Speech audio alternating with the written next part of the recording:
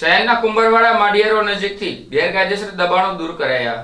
શહેરના કુંભરવાડા વિસ્તારમાં આવેલ માડિયા રોડ પરના ફેક્ટરી પ્લોટ વિસ્તારમાં રોડ પર વ્યાપક દબાણો ખડકાયા ગયા હતા હોવાની ફરિયાદ મહાનગરપાલિકાને મળી હતી, જેના પગલે મહાનગરપાલિકાના દબાણ હટાવ સેલની ટીમ 15 દિવસ પૂર્વે દબાણકર્તાઓને રોડ પરથી દબાણ દૂર કરવા સૂચના આપી હતી, પરંતુ તેમ છતાં જે દબાણો યથાવત હતા તે દબાણ હટાવવાની કામગીરી ટીમે હાથ ધરી હતી, જેમાં 21 શેડ, 3 ઓટલા, 3 ફેન્સિંગ વગેરે દબાણ હટાવ્યા હતા, જ્યારે 1 કાઉન્ટર, 2 લારી, 1 લોખંડની ખુરશી, 1 વજન કાંટો વગેરે સામાન જપ્ત કર્યો હતો।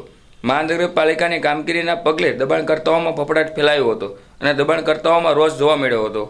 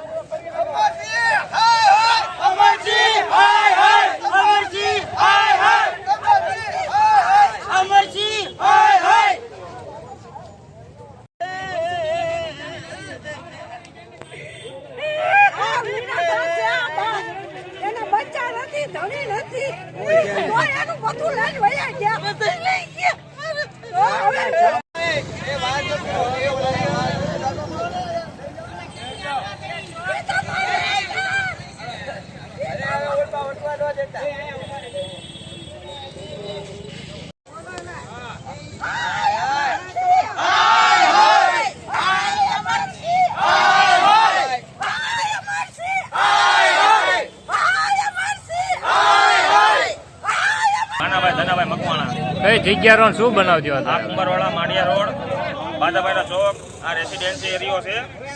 અહીંયા ડેલા ન પડે, આ ગેરકાયદેસર છે, આનો હાથ બાર કટાવો, અહીંયા હાથ બાર કટાવો, આ ગેરકાયદેસર ડેલો છે ને અહીંની પાળમાં હાથની બહાર છે આ ડેલો ને આ માડી છે ને ધંધો કેટલા વર્ષથી કરતા હતા, એ લારી લઈ ગયા કાંઈ નોટિસ દીધા વગરની, અને માડી નિરાધાર છે, અત્યારે એને કોણ આપશે? અને આ કોઈક પૈસા ખાઈ ગયું, સામા પૈસા બીજા કોઈ ખાઈ ગયું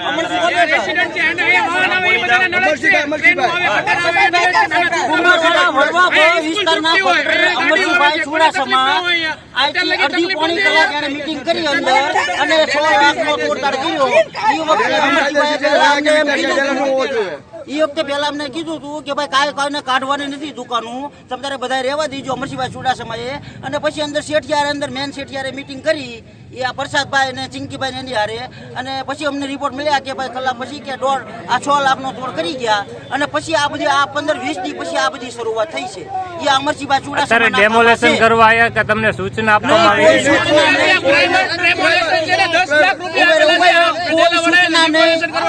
કોઈ સૂચના નહીં, કોઈ જાહેરાત નહીં, કોઈ જાતની લીગલી કામ આ લોકોએ કર્યું નથી, અને એકદમ એ લોકોએ હુમલો જ કર્યો, જે પહેલાના વખતમાં બારવટિયા કરતા એ રીતે હુમલો જ કર્યો છે, અને ગરીબ માણસોના નિહાકાર લેશે આ ખરેખર।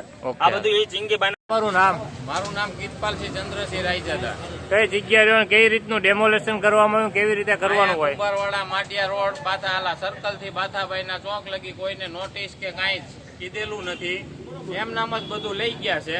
કોકને ટાઈમ તો દેવો જોઈએ ને, આ બધા ગરીબ માણસો છે અને રોજી રોટી રોજની કમાઈ છે। કેટલી સમયનો ટાઈમ દેવામાં આવ્યો? 15 મિનિટે નહીં, અત્યારે 2 જ મિનિટમાં કે લઈ લ્યો, અને નકર અમે બધું એમને ભરી જ લીધું છે।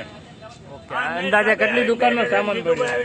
અત્યારે અંદાજે જોવા ફ્રીજ ભરીજ બધું થોડુંક તૂટી નુકસાન થયું છે 50,000 નું, અને કઈ નોટિસ બોટિસ આપી નથી, કોઈ વસ્તુ કીધી નથી। તમારી માંગ પૂરી નહીં થાય તો શું કરશો તમે? તમારી માંગ પૂરી નહીં થાય તો શું કરશો તમે? ક્યાં રજૂઆત કરશો? મારું નામ ભાઈ? મારું નામ ધનજીભાઈ જયરામભાઈ મકવાણા। કઈ જગ્યા રહ્યો, શું બનાવજો અત્યારે ભાઈ? કુંભરવાડા માડિયા રોડ, શર્મા રોડ મિલની સામે અહીંયા જીતુભાઈ ની ખાસ બેઠક છે, બરોબર। આ કોક ડેલાવાળાના કારણે દબાણના કારણે અમારી દુકાનો બધાને ખોટે પત્ર ઠોકાણી છે કે એ લોકોને અંદર વાંધો છે એ આમ કંઈ નથી દેખતા અને સીધી મ્યુનિસિપાલિટીમાં ખોટી રજૂઆત કરી અને બધાનું ખોટું લેવડાવ્યું. જેને વાંધો છે એને તમે વાત કરી લો ને અમને હું લેવા દેવા એમ. તમને ડેમોલેશન કરવા આવ્યા ત્યારે કઈ સૂચના આપી હતી? કાઢવાની બધા નાબૂદ છે એટલે અમને નોટિસ કોઈ વસ્તુ આપી નથી. ઘરે હતા, ખાવા ગયા હતા, કોઈ જાતનો તો અચાનક જ તે અત્યારે આવી. નામ? મારું નામ લીલીબેન હરેશભાઈ સોલંકી, કઈ જગ્યા રહો બેન? પૂરવ માઢિયા રોડ, બાથાભાઈ ચોક. શું બનાવજો બેન? અહીંયા હું હાજરમાં નહોતી, આવીને તરત કેબિનમાં આખું લઈ ગયા. અંદર સામાન નથી મને કાઢવા દીધો, કઈ બધું એમને શેનો ધંધો કરો બેન? ચાનો ધંધો કરું છું. હું હાવ નિરાધાર છું, મારે બાળ બચ્ચું નથી, માણાય નથી મારું ઘરનું. તો તમે શું કરો ધંધો અને કેટલા છોકરાને કેવી રીતે ધંધો કરો બેન? છોકરા જ નથી મારે, હું આમાં ચામાં રોડવું છું, ચા વેસું બનાવીને. બરાબર. તો અત્યારે કોણ લઈ ગયું બેન? હા, ડિમોલેશન વાળા. કોની રજૂઆત થી? કોઈને આ કે ભાઈની અરજીથી. કોના ભાઈની? આ ડેલા વાળા. શું નામ છે ડેલાવાળાનું? એ અરજી કરી હતી એટલે ડેમોલેશન આવ્યું? ચિંકીભાઈ. ઓકે. એટલે આ ડેલાવાળા રજૂઆત કરી એટલે ડેમોલેશન આવ્યું? હા, અમરસિંહ રૂપિયા ખાઈ ગયો છે અહીંથી લઈને બધાના નામે. કેટલા રૂપિયા ખાઈ ગયા છે અંદાજે? 6 લાખ. 6 લાખ. આ અમરસિંહભાઈ ની જગ્યા હતી? નહીં, તો? અમરસિંહભાઈ